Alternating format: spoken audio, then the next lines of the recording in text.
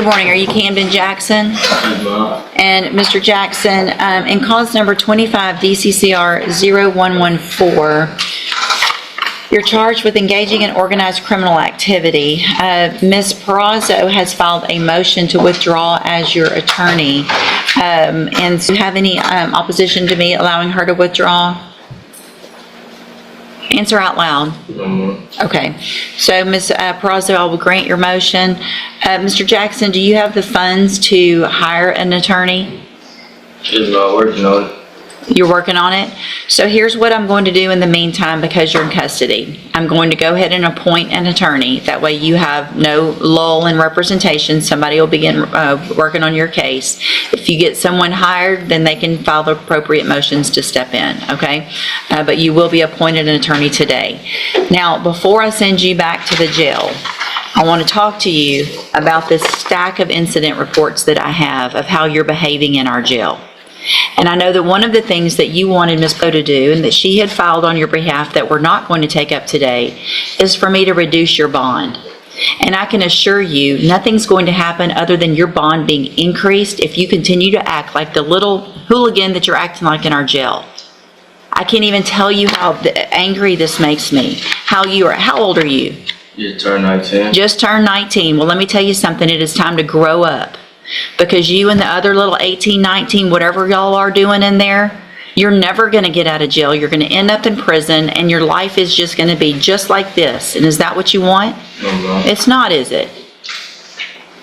Cussing at the correctional officers, laying in bed because you don't want to get up, staying up late because you don't, you know when you get to sleep late? When you're at home because you're not in jail for violating the law. That's when you get to sleep late. You get to make your own decisions. You don't get to make those decisions right now. And I get a report every single time you're acting up.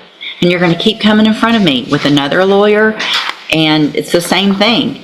The DA knows about these, and if you think that's going to make them want to be nice and offer you some great deal on your case, it's not.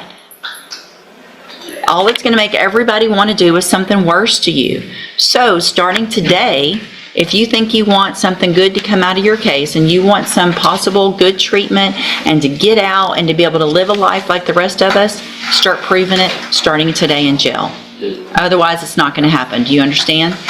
All right, go back with the bailiff. Thank you, Your Honor. Thank you. Mr. Kimler, you have Corey Carter. I thought this was set for a plea. Well, it was, so they would. Your Honor. It was gonna. Judge, we discussed what I thought was going to be a solid agreement, and then after reviewing jail disciplinary, I just didn't think the court would approve it. So my offer was to be refused. Yeah, just to be clear, Your Honor, I had gotten Mr. Nichols to extend an offer of 4 years, which Mr. Carter was prepared to accept, and that's when I set it on the docket and made a plea. I was contacted by Mr. Nichols yesterday and advised that he was withdrawing that offer based upon the jail write-ups, which I've been provided with, and that the offer was now 6 years and with a 7-year cap, and Mr. Carter previously refused 5 years, so I did another refusal. So, Mr. Carter, how old are you? 17. 17 years old. And do you realize now what you acting up in jail has already cost you? Do you really? Tell me what it's cost you. Well, some of your life. But you had already talked about a deal in your case that sounds like you were going to accept. Is that right? Yes. And because you can't behave and follow the rules in jail, and I get those reports, and the district attorney's office gets those reports, and your attorney gets those reports, they decided you don't deserve that, and I don't disagree with them. So here's what happens now. If your case goes to trial, and I'm going to go through some things in a few minutes about that, and you get found guilty in that trial, that jury can also hear all of those reports, every last one of them. Do you think this man right here ain't going to bring those in and show that jury why you don't deserve any mercy or whatever? He's going to do it. I would if I were him. So if you're going to be in front of a jury, or you're going to be in front of the judge, or someone who's deciding what happens to your life, you might ought to change what you're doing in that jail. I just had a talk with another young one. I don't know what's going on in that dorm with all of you young ones, but what y'all all need to do is look at each other and say, I don't want to go to prison for a long time. If you do, you go act up over there. And man up and say, I'm not going to behave like that. Because you're a man now. And you're in felony court. You don't feel like a man. Your brain's probably not functioning like a man. But you are in felony court like every other grown-up man. And if you make kid decisions and think that horse playing and treating the people that are trying to work there the way you are is going to get you anywhere, it will. It's going to get you in there longer. Does that? So what you're charged with is the third-degree felony offense of deadly conduct discharging a firearm from October 13th of 2024.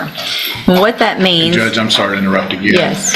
He has a juvenile adjudication, which he is actually on parole for. Felony conviction. And that's a felony conviction. My understanding, and I need to file the proper notice, my understanding is that can be used to enhance him to a second degree.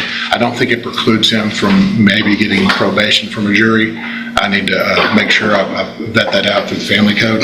Okay. But my understanding is he's looking at a possible second-degree punishment range. Do you agree with that? It's a hybrid situation with the prior juvenile felony conviction. I think that Mr. Nichols is correct that it precludes, or it does not preclude him from having to be eligible for probation from a jury. However, it will enhance the punishment range Okay. from a third degree to a second degree. So, Mr. Carter, what that means is that if you go to trial and a jury finds you guilty, and they find that that previous adjudication took place and was true, that you were adjudicated as a juvenile of a felony, that means that jury can sentence you anywhere in the range of punishment of a second-degree felony instead of a third, which is between 2 years and up to 20 years in prison. Do you understand?